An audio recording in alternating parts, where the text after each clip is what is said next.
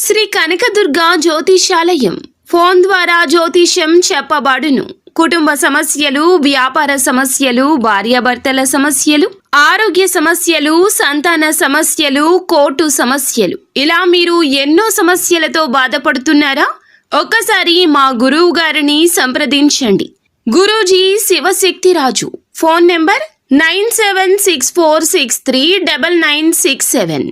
100% స్త్రీ పురుష వశీకరణం చేయబడును. మీకు ఎటువంటి సమస్యలు ఉన్నా ఒక్కసారి గురువు గారిని సంప్రదించండి. ఈ రోజున ధనుస్సు రాశి వారి జాతకులు, వీరు మీ కాళ్ల వద్దకు వస్తారు. మీరు వెళ్ళొద్దు, వారే మీ వద్దకు వస్తారు. వచ్చి ఇలా చేస్తారు. మీ యొక్క జీవితంలో ఇది మరపురాని రోజు అయిపోతుంది. ధనుస్సు రాశి జాతకులు, మీ కాళ్ల వద్దకు రాబోతున్న వారు ఎవరు? ఏం జరగబోతుంది? అసలు ఈ రోజున ఎటువంటి ఫలితాలు పొందుకోబోతున్నారు అనే వివరాలు వీడియోలో తెలుసుకుందాము. వీడియో గనక మీకు నచ్చినట్లయితే లైక్ చేయండి. మీ లైక్ మాకెంతో సపోర్ట్ అండ్ ఎంకరేజ్మెంట్ గా ఉంటుంది. ఇక ఆలస్యం చేయకుండా వీడియోలోకి వచ్చేద్దాము.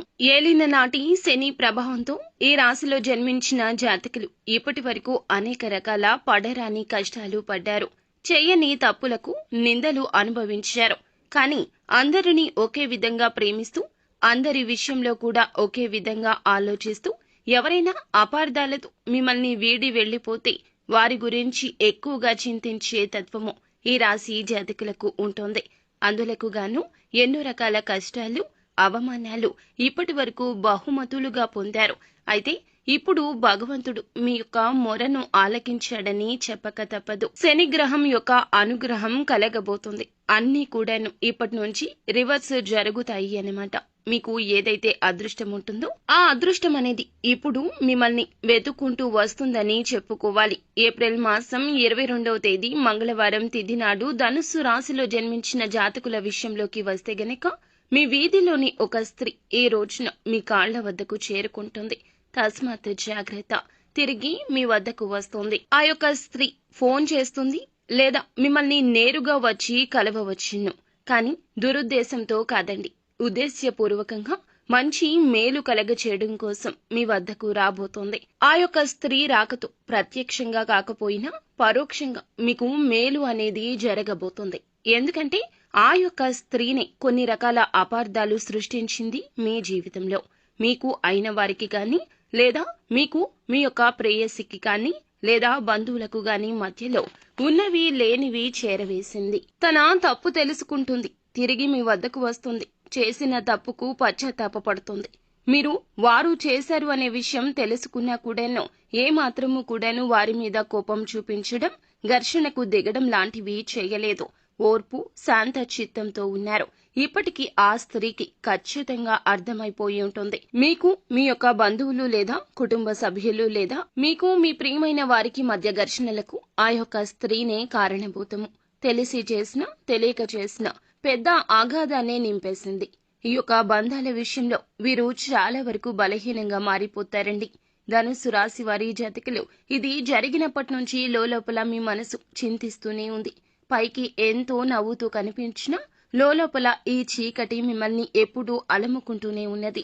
అయితే భగవంతుని ఇచ్చ ఈ రోజున అకస్మాత్తుగా ఇలా నెరవేరబోతోంది. మీ యొక్క వీధిలోని స్త్రీని వీటి అన్నింటికీ చెక్ పెట్టబోతోంది. భగవంతుడే తగిన గుణపాఠం వారికి నేర్పించారని చెప్పక తప్పదు. అయితే మీరు చేయాల్సిందల్లా కోపాన్ని, ఆవేశాన్ని కంట్రోల్ చేసుకోవడం ఇక అలవాటు చేసుకోండి. అదేవిధంగా ఎవరైనా ఏదైనా తప్పు చేస్తే పెద్ద మనసుతో క్షమిస్తారు. కానీ కొంతమంది విషయంలో మాత్రం అలా ప్రవర్తించకూడదు. వారి వల్ల మనకి కష్టాలే తప్ప జీవితంలో ఎప్పటికీ సుఖాలు ఉండవు. ఈ విషయం గుర్తుంచుకొని శత్రువులుగా భావిస్తున్న వారిని దూరం పెట్టడం అంటే మాట్లాడకుండా ఉండడం అని కాదండి. ఇక మీ పర్సనల్స్ ఏమీ షేర్ చేయకూడదు. మీకు వచ్చిన అవకాశాల గురించి చెప్పకూడదు. వారిని దగ్గరగా అస్సలు భావించకూడదు. మీరు చేసిన ఈ తప్పిదం ఇప్పటి ఈ కష్టాలకు కారణభూతమని చెప్పక తప్పదు. కావున తప్పు మీ వైపు నుంచి కూడా జరిగింది. కావున ఇక నుంచి కొంచెం జాగ్రత్తగానే ఉండండి. ఇక మిగిలిన అంశాలు చూస్తే, విదేశాలకు వెళ్లిన వారు ఉద్యోగాలు రాక తిరిగి వచ్చే ప్రమాదం కనిపిస్తుంది. అలాగే కొన్ని రకాల కేసుల్లో చిక్కుకునే ప్రమాదం కూడా భవిష్యత్తు రోజుల్లో కనిపిస్తుంది. ఇది మీకు కాస్తంత కష్టకాలంగా కూడా చెప్పడం జరుగుతుంది. మిశ్రమ ఫలితాలు అయితే కనిపిస్తున్నాయండి. ఏలిన నాటి శని ప్రభావం కూడా ఈ విధంగా కనిపించబోతోంది. కావున అప్రమత్తంగా ఉండండి. మీనరాశిలోకి శని ప్రవేశించే సమయానికి మీనరాశిలో ఏలిన నాటి శని 2వ దశ ప్రారంభమవుతోంది.